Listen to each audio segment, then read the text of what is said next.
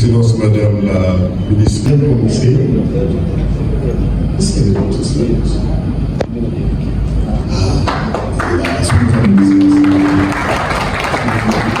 j'espère qu'on va bien prononcé. Merci.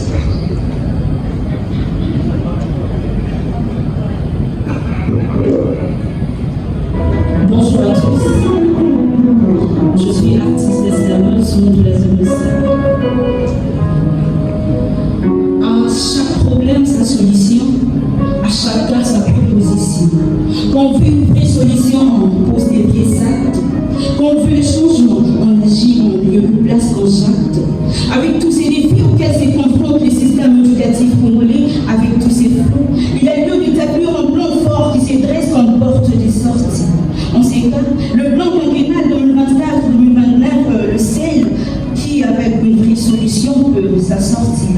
Le plan quinquennal 2024-2029 se dresse comme un cheval de bataille dans la lutte pour le développement durable et la prospérité du Congo. Avec ces plans, tout le problème du système éducatif congolais devient victime d'un complot. Le plan quinquennal 2024-2029, c'est pas un rêve flou ni un beau refrain. C'est l'espoir du système éducatif congolais qui était presque à refaire. Derrière ce plan, il y a une femme en sommet, une ministre, la déesse dotée d'une vision d'aigle, celle qui pense créer un système éducatif jadis aigre.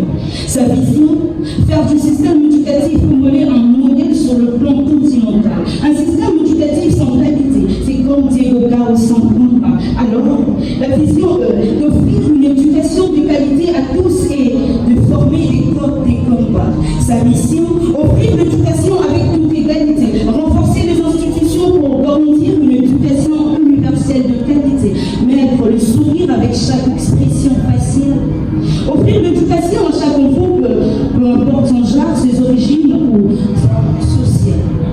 L'éducation d'égalité est la pilule soignante. Alors, la mission de former continuellement le personnel, les enseignants et surtout les enseignantes. Que dire de l'outil d'informatique? La mission est de doter les écoles de former les élèves et les enseignants. La qualité devient la pilule qui soigne et pour ça, il faut former ceux qui enseignent. Mettre l'informatique dans toutes les classes, briser le mur, ouvrir l'espace. C'est notre mission, passion et vision de former le citoyen responsable, conscient, porteur des nations, de femmes, des hommes levés, renseignés, qui bâtissent le pays avec cœur et fierté. Merci.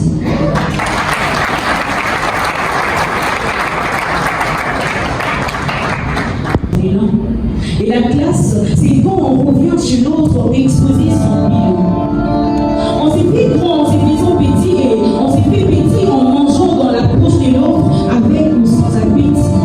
La redevabilité, c'est le cœur de la citoyenneté et la vie de la patrie. Gouverner est une mission, la redevabilité en est notre partie.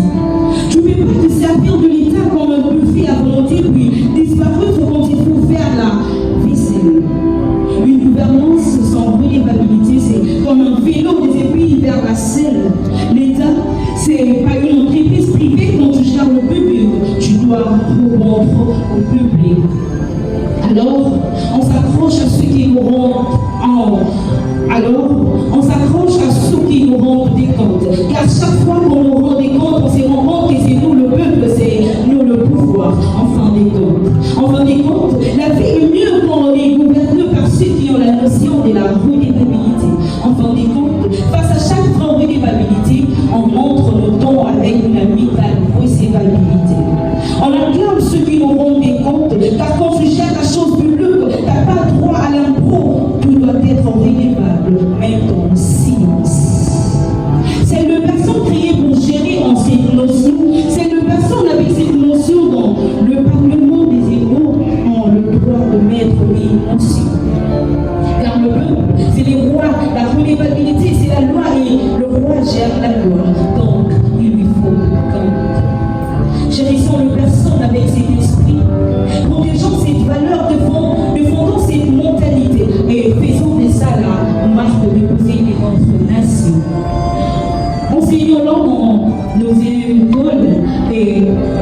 enseigner aussi à nos enfants, car c'est le socle du changement de nos cœurs, de la citoyenneté.